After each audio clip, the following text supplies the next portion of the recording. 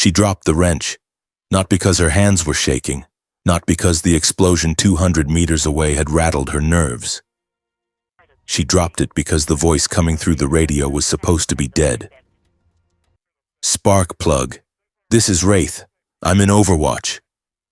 And sweetheart, you're about to show them what I've been teaching you at dinner for the last 18 years. The Marines who'd been mocking the mechanic's daughter for 6 months were about to learn why her father never showed up to family day. Before we begin, make sure to subscribe to Veterans and Heroes Stories so you never miss these true tales of courage. And tell us in the comments, where are you watching from today? The motorpool at Forward Operating Base Granite smelled like diesel, burned oil, and disappointment. At least that's what Private Kira Donovan had decided after 6 months of breathing it in. She wiped her hands on a rag that had long ago given up the fight against grease. Her fingers still stained black from replacing the alternator on a Humvee that had more miles than sense. Around her, the morning shift was in full swing. Mechanics moved between vehicles with practiced efficiency, their voices carrying across the open bay in a mixture of technical jargon and creative profanity. It was a world of wrenches and torque specs, of broken parts and temporary fixes, of keeping machines alive just long enough to complete one more mission. Kira belonged here, or at least that's what her assignment paper said. "Hey, Donovan!" The voice cut through the mechanical symphony like a knife. Corporal Vince Mallory strutted across the bay, his uniform somehow remaining spotless despite the environment. He had that particular kind of confidence that came from never being challenged. "Did your daddy teach you that alternator swap? Or did you actually learn something in mechanic school?" Laughter rippled through the nearby workstations. It wasn't cruel laughter, not exactly. More like the casual mockery that soldiers used to pass time, to establish hierarchy, to remind everyone of their place in the invisible structure that governed military life. Kira didn't look up. She'd heard the joke before. Heard it the first week she arrived. Heard it every week since. The narrative had been written the moment someone discovered that her father had been a civilian mechanic before he died. Nepotism. Special treatment. The mechanic's daughter who couldn't hack it anywhere else. "I learned it from a manual," she said quietly, her voice barely audible over the rumble of a diesel engine starting up 3 bays over. "Same as everyone else." "Sure you did." Mallory leaned against the Humvee she was working on, his smirk visible even in her peripheral vision. "But it's okay. We all know you're here because of your old man. Nothing wrong with a little family legacy." She could have corrected him, could have pointed out that her test scores placed her in the top 15% of her class. Could have mentioned that she'd volunteered for this deployment while others had tried to avoid it. Could have explained that she'd rebuilt her first engine at age 9 and could diagnose most mechanical failures by sound alone. Instead, she just tightened the last bolt on the alternator and reached for her torque wrench. "Back off, Mallory." The voice belonged to Chief Warrant Officer Petra Kovac, a 20-year veteran whose arms bore more tattoos than most people had opinions. She walked up carrying a clipboard and the authority of someone who'd forgotten more about vehicles than most mechanics would ever learn. "Donovan does good work, better than yours most days." Mallory raised his hands, in mock surrender. "Just making conversation, Chief." "Make it somewhere else." Kovac waited until Mallory wandered off before turning to Kira. "Don't let them get to you. Half these idiots wouldn't know a transmission from a transistor radio." "I'm fine, Chief." "I know you are." Kovac studied her for a moment. "Your old man really was a mechanic?" "Yes, Chief." The lie came easily. She told it so many times that it almost felt true. "Owned a shop in North Carolina. Fixed everything from lawnmowers to 18-wheelers. He teach you?" "Every day after school." That part wasn't a lie. Every single day her father had taught her something. The lies were just in what those lessons had actually contained. Kovac nodded and moved on to inspect another vehicle. Kira returned to her work, but her mind drifted the way it always did when someone mentioned her father. Back to those afternoons that everyone assumed were spent in a greasy garage. Back to lessons that had nothing to do with spark plugs or fan belts. She was 7 years old the first time her father taught her about enfilade fire. They'd been sitting at the kitchen table, a bowl of mashed potatoes between them. Her mother was working a night shift at the hospital.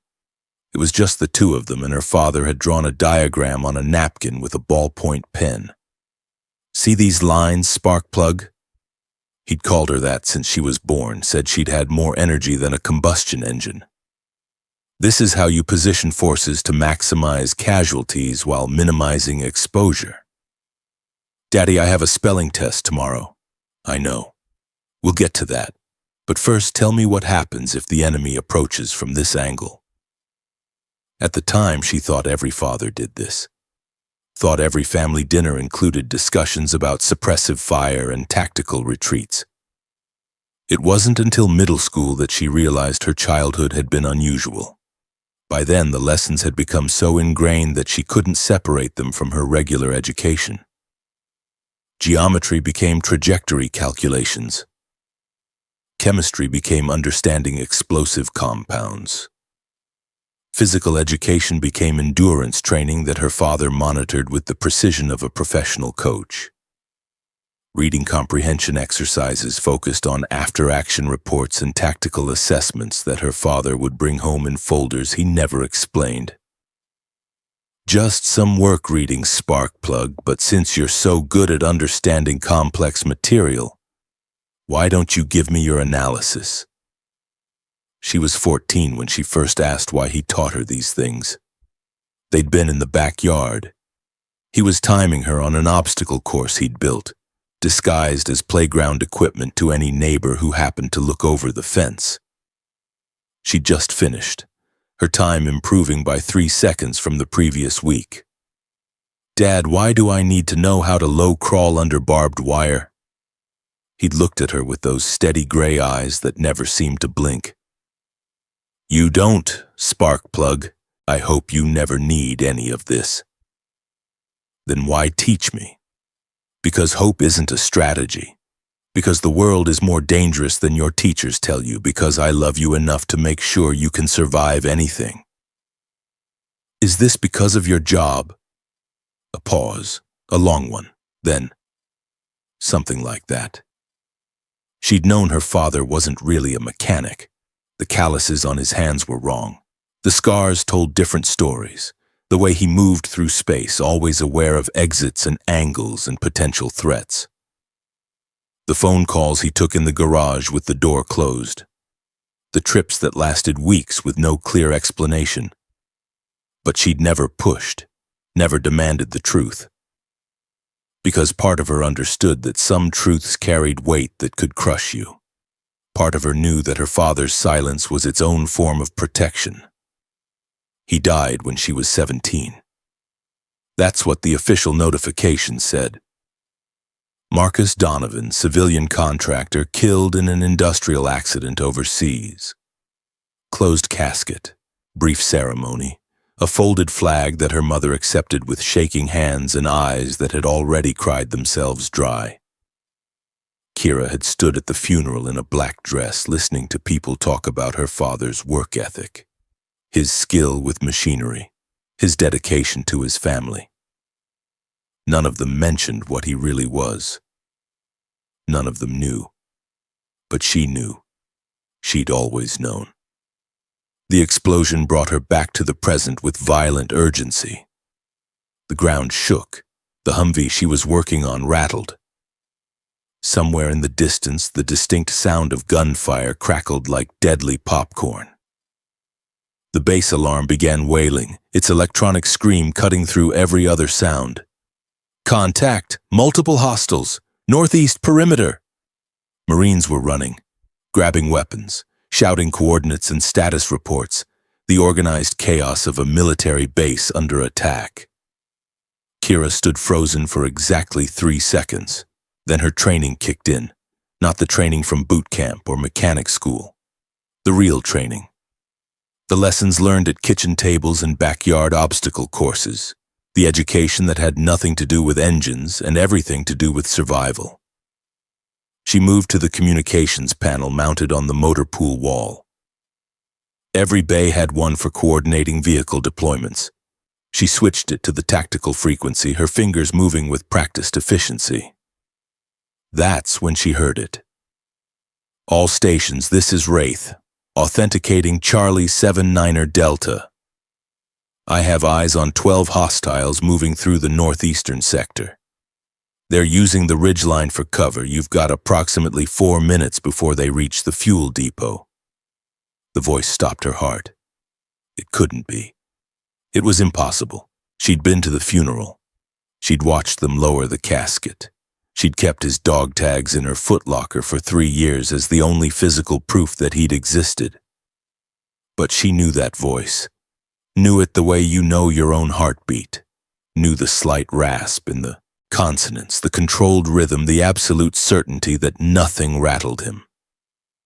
Her hand moved to the radio transmission key before her brain caught up. Wraith, this is Sparkplug. Confirm identity. The silence lasted 3 heartbeats. When he spoke again, his voice carried something she'd rarely heard from him. Emotion. Hey, sweetheart. I'm sorry we have to do this now. I'm sorry for a lot of things. But right now, you need to listen very carefully. The Marines in your area are about to be flanked. They don't know the terrain. They're moving into a kill box, but you know what to do. You've always known. Dad, you're... She couldn't finish the sentence, couldn't process the impossible reality of her dead father's voice coming through a tactical radio. Later, right now I need you to be what I trained you to be. Can you do that? Kira looked around the motorpool. Marines were scrambling to defensive positions. Chief Kovac was shouting orders, trying to organize a response with incomplete information. Mallory was loading magazines with hands that shook just slightly. They were good soldiers, well-trained, competent. But they weren't seeing what she saw. She grabbed a grease pencil and moved to the large operational map mounted on the motorpool wall. Her hands started marking positions, drawing lines, calculating angles and approaches. Kovac! Her voice cut through the chaos with unexpected authority. The chief turned, surprise evident on her face. Kira had never raised her voice in 6 months. Donovan, get to a shelter. This isn't... They're coming from 3 directions. Northeast is a feint. The real assault is from the west and south. They're using the fuel depot as a lure. If our forces concentrate there, they'll be surrounded. Kovac stared at her. How do you... Trust me, Kira pointed at the map. Pull the northeast responders back to here. Set up overlapping fields of fire along these corridors. Use the equipment as cover, turn the motor pool into a strong point. Who the hell do you think? She's right, the voice came from the radio carried across the open frequency. Wraith, the mechanic's daughter knows what she's talking about, Chief. I'd listen to her if I were you. Kovac's eyes went wide. Every Marine in the motor pool had heard the transmission. The legendary call sign. The ghost who was supposed to be dead. Who is this? Kovac demanded. Someone who's been watching this base for 3 days. Someone who knows every approach and every weakness. And someone who taught that private everything she knows. So I'd suggest you follow her recommendations. You've got about 90 seconds. Kira didn't wait for Kovac to decide. She started pointing at Marines, assigning positions, directing the transformation of the motor pool from a maintenance facility into a defensive fortress. And something incredible happened. They listened. Maybe it was the authority in her voice. Maybe it was the mysterious operator, backing her up. Maybe it was the way she moved with sudden purpose, as if a switch had been flipped inside her. Mallory grabbed his rifle and moved to where she indicated without a single joke. Other Marines started repositioning vehicles, creating barriers and firing positions. Kovac, still looking shocked, began coordinating with the rest of the base. "Sparkplug, I'm tracking 8 hostiles moving toward your position from the south. They're using the communications building for cover. They'll emerge near the fuel storage in 20 seconds. Kira climbed onto the roof of a Humvee, scanning the approach. Her eyes picked up movement that shouldn't be there. Shadows that moved wrong. "I see them. You remember what I taught you about ambush positioning? Every word. Good girl. This is your show now. I'm just here to watch your back." The next 15 minutes became a masterclass in tactical defense orchestrated by a mechanic's daughter who'd spent 18 years preparing for a moment she hoped would never come. Kira directed fire with precision that shocked the Marines following her orders. She called out targets before they appeared. She predicted enemy movements with eerie accuracy. She turned a vulnerable motorpool into a killing ground that the attacking forces couldn't penetrate. "Contact left. 2 hostiles behind the generator housing. Suppress that roof line. They're trying to get an angle on Kovac's position. Mallory, shift right 3 meters. You're exposed." And through it all, her father's voice provided overwatch, giving her information she couldn't possibly have, filling in blind spots, coordinating with base command to turn a chaotic ambush into a textbook defense. "You're doing great, Sparkplug. I'm proud of you." "Where are you?" she asked between directing fire missions. "About 600 meters northeast on the ridge, where I can see everything." "You've been dead for 3 years. I've been a lot of places for 3 years. None of them were death. Mom thinks, I know what your mother thinks. It was necessary. I'll explain everything, I promise. But right now, hostile force is retreating. They're pulling back to regroup. You've got about 5 minutes to reinforce positions." The attack had been repelled. The base had held, and somehow, impossibly, the motorpool had become the strong point that prevented a breakthrough. As the adrenaline began to fade, Kira found herself sitting on the edge of a Humvee, her hands finally beginning to shake, not from fear, from the crushing weight of impossible reality. Kovac approached slowly, her expression unreadable. "Private Donovan, would you care to explain what the hell just happened?" Before Kira could answer, a new voice came through the tactical net. "Command. Official. Serious. All stations, be advised. We have confirmation that friendly Overwatch-designated Wraith is operating in the area. Credentials verified. Mission authorized at highest levels. Wraith, you are cleared for extraction." "Negative, Command.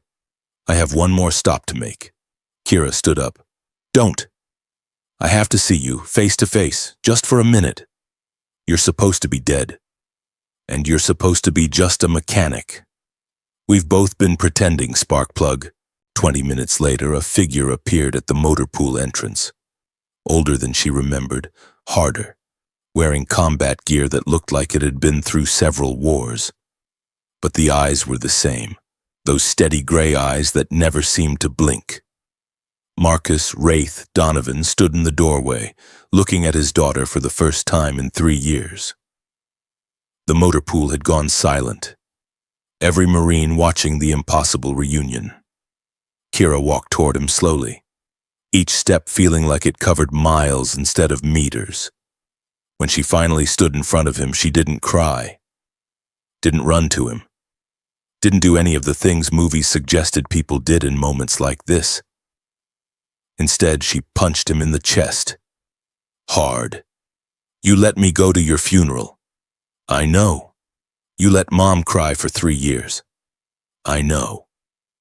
You've been out there doing whatever this is while we thought you were gone. I know." He looked at her with an expression that carried more pain than any wound. "I'm sorry, Kira, for all of it. But I was protecting you. Both of you. By dying, by disappearing. There are people who would have used you to get to me. People who would have hurt you just to send a message. The only way to keep you safe was to not exist. Then why come back now? Why risk it? He glanced around the motor pool at the defensive positions his daughter had created, at the Marines who were still processing what they'd witnessed. Because you don't need my protection anymore, you just proved that. You took 18 years of dinner table lessons and turned them into something real, something that saved lives. He smiled, and it was the same smile she remembered from childhood. I've been watching you for 6 months. Watching you pretend to be just a mechanic. Watching them mock you. It killed me not to step in. Why didn't you? Because you didn't need me to. You were doing exactly what I taught you. Staying invisible, staying underestimated, being the person no one pays attention to until the moment it matters. The mechanic's daughter. The most dangerous person in this entire base, disguised as the least important. Kovac stepped forward, her voice careful.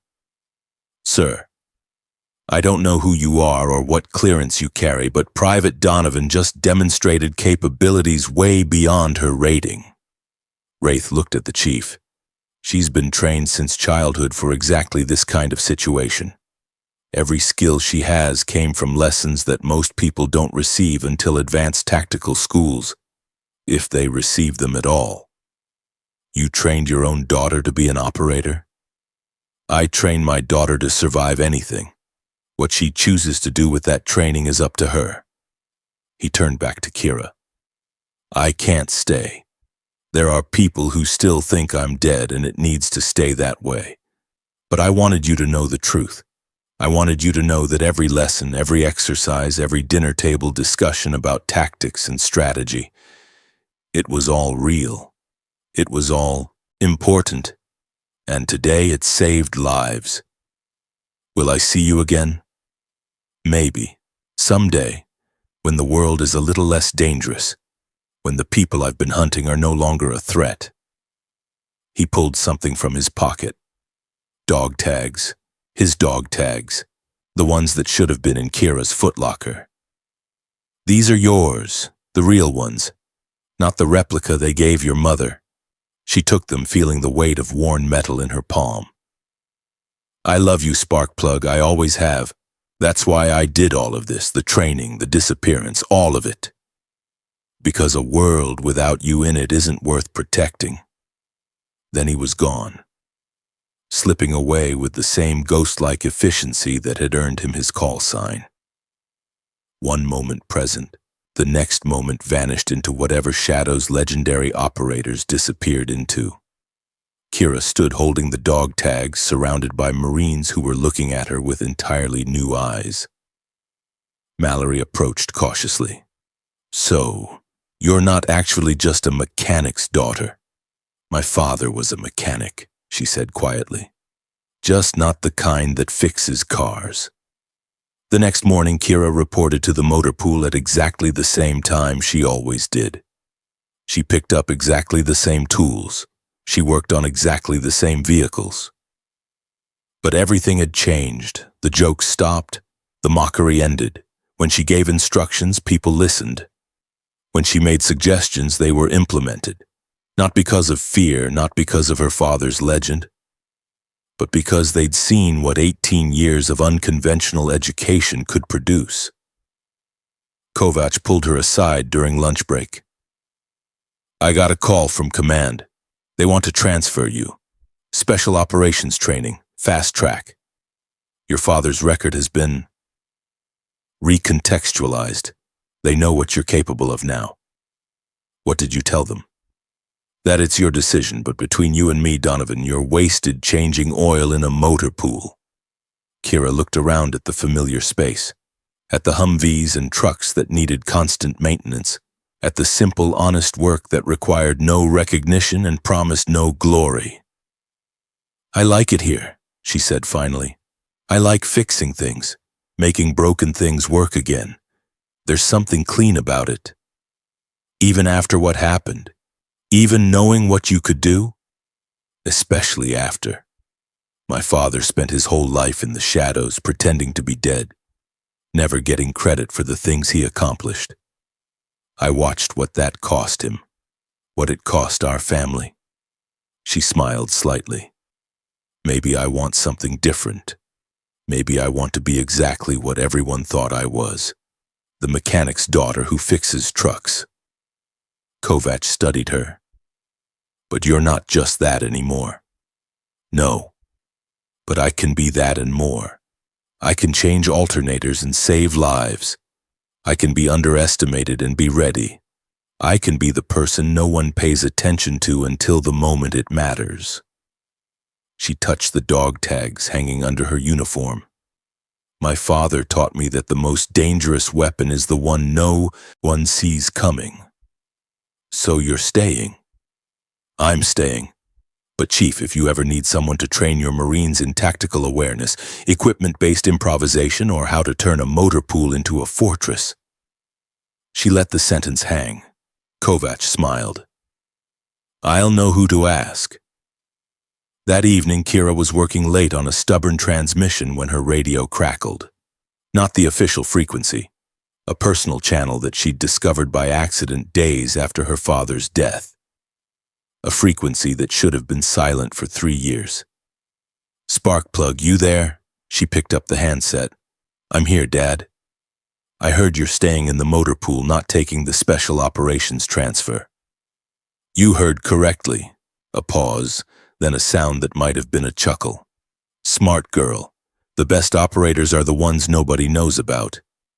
You taught me that. I taught you a lot of things. But the most important lesson you learned on your own. What's that? That you get to choose who you are. Not me, not the military, not the people who think they know you, just you. I chose to be my father's daughter. Both the mechanic and the other thing. That's more than enough, sweetheart. That's more than enough. The transmission ended. Kira returned to the transmission, her hands steady, her purpose clear. Around her, the motorpool settled into its evening quiet. The familiar smell of diesel and oil, the comforting weight of tools in her hands, the honest work of fixing broken things. But now, when she looked at an engine, she saw more than parts and connections. She saw systems and relationships.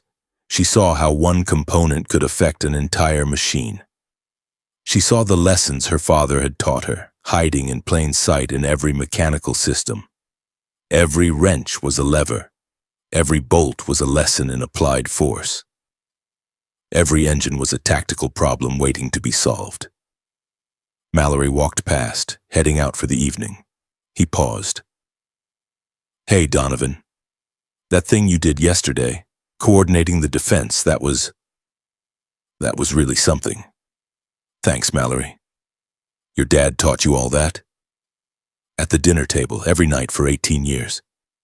Must have been some interesting dinners. You have no idea. He laughed and walked away, the casual mockery replaced by genuine respect. Kira smiled and returned to her work. The transmission was fighting her, but she was patient. Everything yielded eventually if you understood how it worked. That was true for engines, true for tactics, true for life. Her father was out there somewhere fighting shadows in a war that most people didn't know existed. Her mother was back home, still grieving a man who wasn't really dead. And she was here, in a motorpool covered in grease, fixing trucks. But if the moment came, if the attack happened, if the impossible became necessary, she was ready. Because she was her father's daughter, the mechanic's daughter. And that meant more than anyone would ever understand. She picked up her wrench and went back to work. Somewhere in the darkness beyond the wire, a ghost watched through a scope and smiled. His daughter had chosen her path, and it was perfect. If you believe true strength doesn't need to announce itself, subscribe to Veterans and Heroes Stories. Share this story with someone who knows that sometimes the most dangerous person in the room is the one nobody's paying attention to. And in the comments, tell us, have you ever been underestimated? What did you do to prove them wrong?